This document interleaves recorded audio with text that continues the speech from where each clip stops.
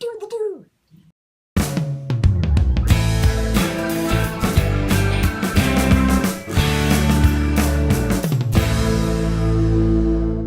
Hey everybody, thanks for watching another episode of the Motley Show, where I look at things from the past week and see what stories have floated to the top.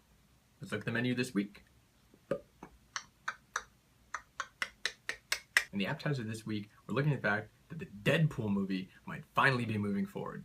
There actually is a release date for the movie, but still there's no contract for actually the person who might star in it for Ryan Reynolds. Now the first time we saw Ryan play Deadpool was actually in the original Wolverine movie. Since then, Ryan has been begging to get this movie off the ground. But a solo movie for our wisecracking assassin just kind of stayed in comic book movie limbo for a long time. After test footage with Reynolds' voice was released, there was actually positive reviews from the fans, and that caused the studio to kind of move forward. Now, I'm not going to show that footage here because 20th Century Fox has been taking it down left and right, but you can find it if you want to. Now, for those Ryan Reynolds haters out there, try to think of his performance from Blade Trinity and not from Green Lantern. And in fact, I would actually debate the fact that Green Lantern didn't fail because of him. It failed because the movie as a whole was terrible, but he tried. He tried really hard to make that a good movie. It's time for Ryan Reynolds to get his anti-hero on. Now, moving into the salad portion this week, I want to talk about innovation. Now, innovation is a wonderful thing, especially when it's for the common good and safety of innocent people and stupid people alike. Now, Colorado high school student Kai Klepfer just won $50,000 in a challenge for smart gun technology. He built his own fingerprint unlocking mechanism for guns. Now, it works with a user base inside the memory of the gun that actually has fingerprints there, so if you are not one of the people who already had their fingerprints loaded into that gun and registered as someone who can unlock it, the gun won't work for you. You can't shoot it. Now, smart gun technology is not anything brand new. It's been coming for years and years. In fact, this year or late last year, there was a New Jersey gun store owner who actually got death threats just from the idea that he was going to sell smart guns in his store. The NRA has been staunchly opposed to this because they somehow think it infringes on the rights of gun owners. Now, I'm not sure what right that infringes upon. Maybe it's the right to give your gun to somebody else who you don't know or maybe don't trust, or maybe they just found your gun and now they have the ability to shoot anyone they like, maybe by accident. What I love about this story is actually that this is a student, this is a high school student who made this. And if you know anything about high school students in this generation, the generation that just got through high school, they have suffered a lot at the idea of gun violence. We've had so many school shootings in the last decade, it's ridiculous. These are people who witness gun violence months, weeks, possibly every day. So it's become less stigmatizing for these students to actually step forward and say they want some sort of gun control, reasonable, smart gun control. They're not saying wipe out all guns, but they're actually less stigmatized by saying that we just want to do something about it. And secondly, I love this quote from Kai, who said, "Every 30 minutes in the US, a kid dies from a gun. I want my gun to help reduce accidental deaths and injuries, and to prevent tragedies."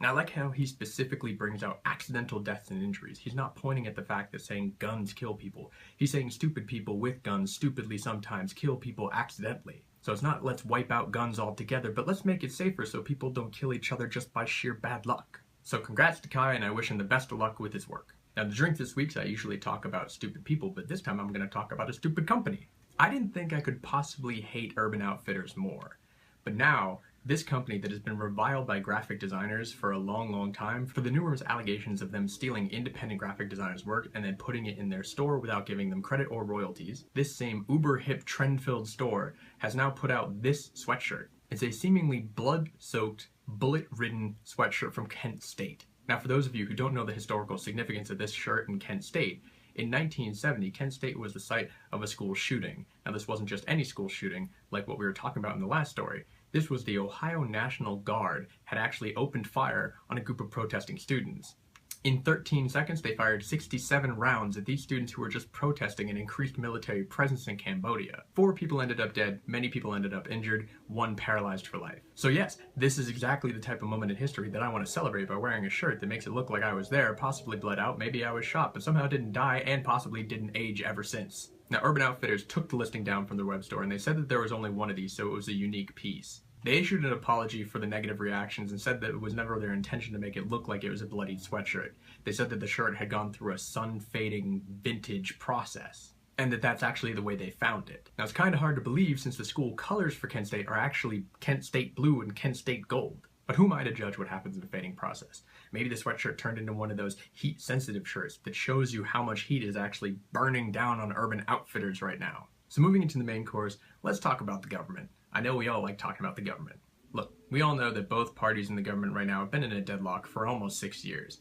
From the moment Obama sat down in the big chair, the Republican Party made it its #1 process to not do anything. Now, I'm not just making this up. There was a quote from Senate Minority Leader Mitch McConnell, who said that their #1 priority was to make Obama a one-term president. I don't know about you, but I don't think that was their #1 priority. It maybe should have been, I don't know, jobs for the middle class, fixing the economy from one of the worst recessions since the Great Depression, our broken immigration system, maybe our crumbling educational system, any of the hundreds of things that we could do to actually help the people in this country. But no, their #1 priority was make sure Obama didn't stay in office for more than 4 years. And guess what? They failed at that one job. But if our elected leaders on both sides of the aisle couldn't get any more clear about the fact that they don't really want to do any hard work, they just decided this week to give themselves the next 7 weeks off. Sure, some of these people are actually heading back to their districts because they gotta get ready for the midterm elections.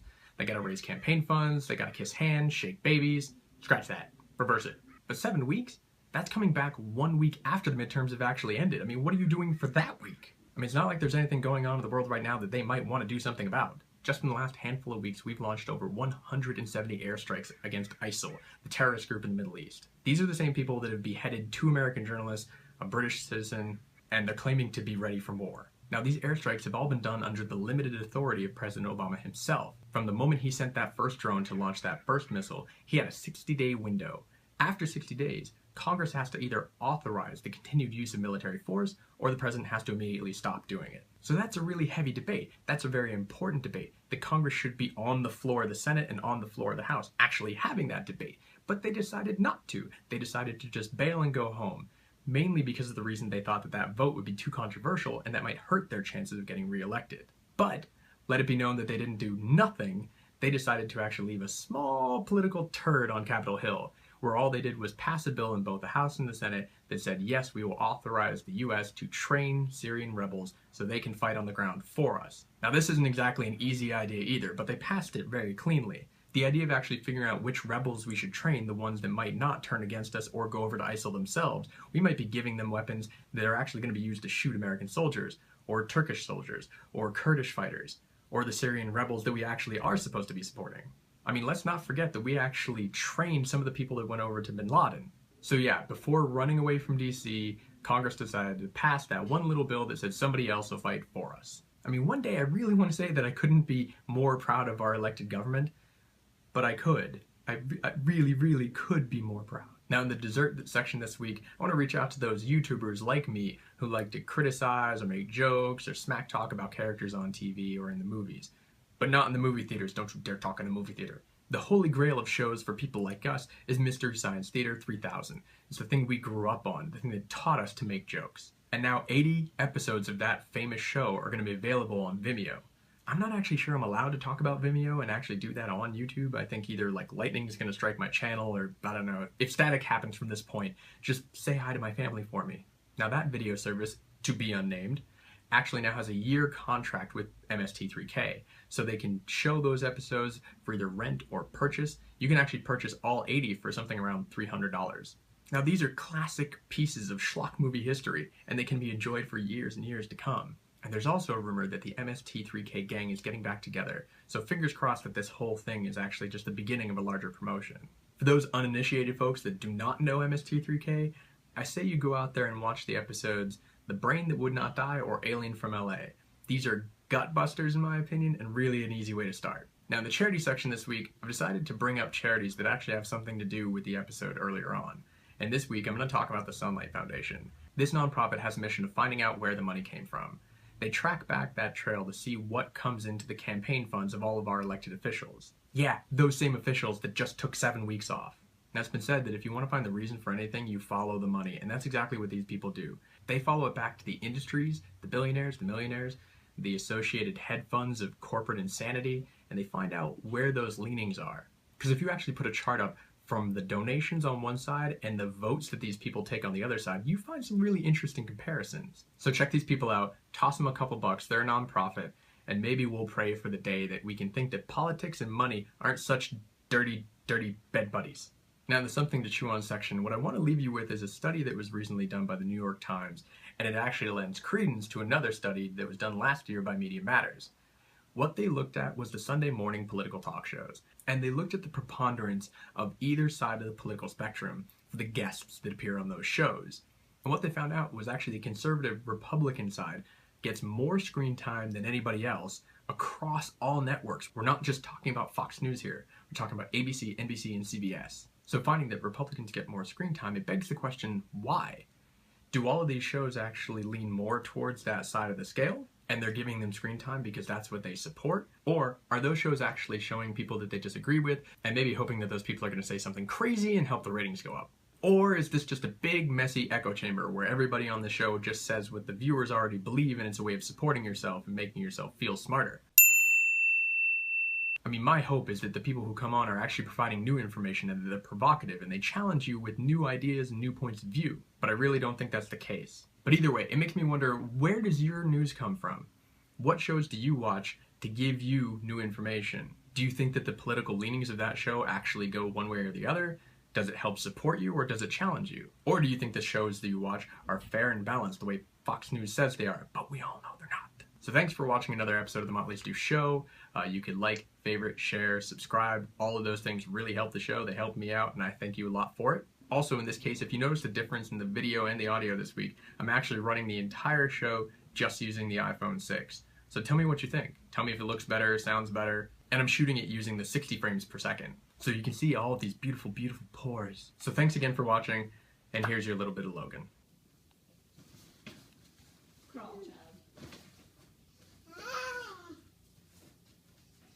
Hi, Boogie.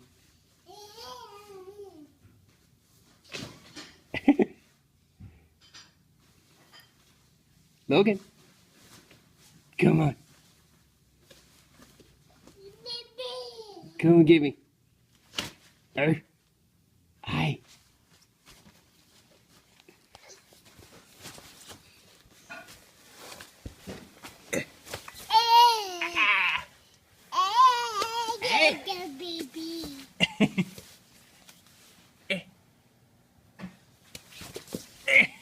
No, I know I can't back up fast enough.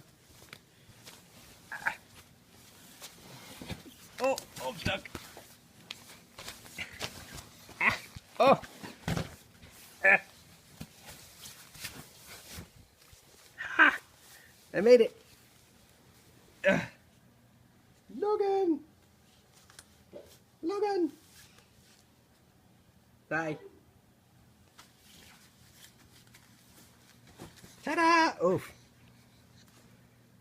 Hi. After test footage with Ryan Reynolds' voice, after test footage was released,